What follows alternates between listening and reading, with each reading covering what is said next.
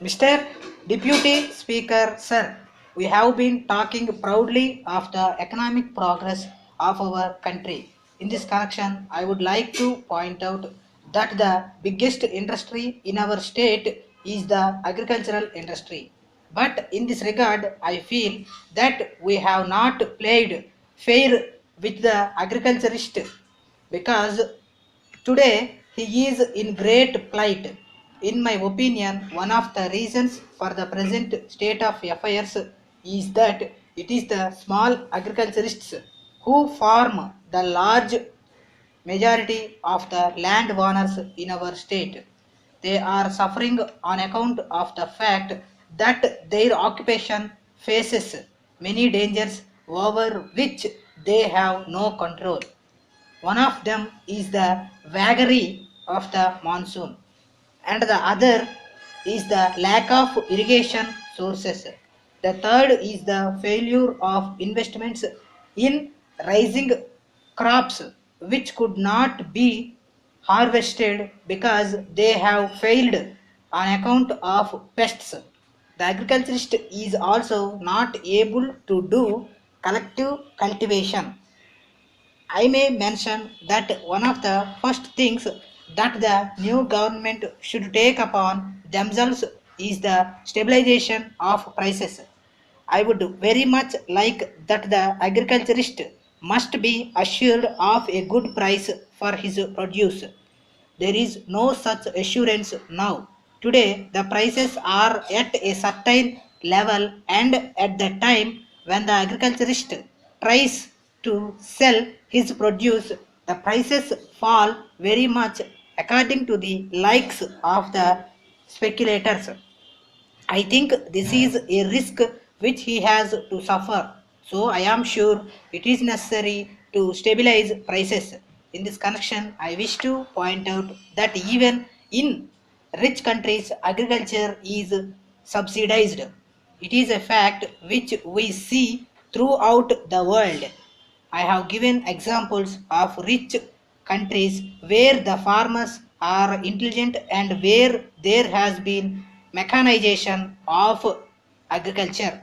If agriculture is not paying even in those countries, it must be much more so in a poor country like ours where small agriculturists form the majority. So, agricultural subsidy must be a part of the policy of any government. As far as I can see, no provision has been made for this in our budget. The future government should take into consideration this factor and take steps to stabilize the prices of agricultural produce. Then only they will be able to make the agriculturist stand on his own feet. Then, if we introduce a policy of insurance for his crops, we can improve his lot.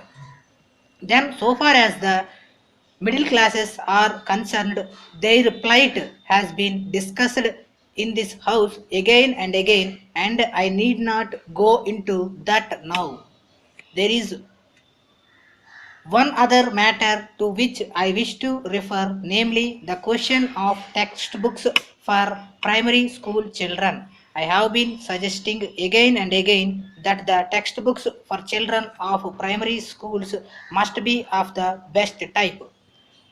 So far as this matter is concerned, I made a suggestion in the past for this purpose that the best men in the educational field must be recruited for the purpose of selecting textbooks for small children, for we know the future prosperity of the country depends on the quality of education which we are able to give to our children.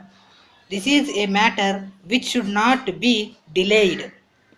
Further, it is a sorry state of affairs that the textbooks which are prescribed for children are not available for many months. So, it is the responsibility of the state to supply proper textbooks for the primary school children at the right time. Letter from Surya and Company, Kolkata, to Messrs. Murali and Company, Mumbai. Dear sirs, we thank you for your order. As desired by you, we have booked your order dated the 3rd June for 200 pieces of cycles together with accessories.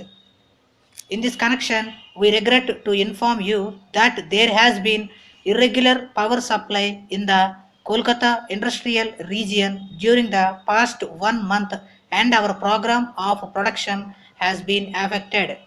It has resulted in a huge backlog of orders. So it will not be possible for us to execute your order according to the schedule of delivery agreed upon. We are trying to fulfill our commitments to the best of our ability. Even then, supply may be delayed by 3 to 4 weeks. We very much regret the inconvenience caused to you, especially in view of our long and satisfactory business relations with you. But in the present circumstances, it will not be possible to allow any claim for compensation since the delay is due to factors entirely beyond our control.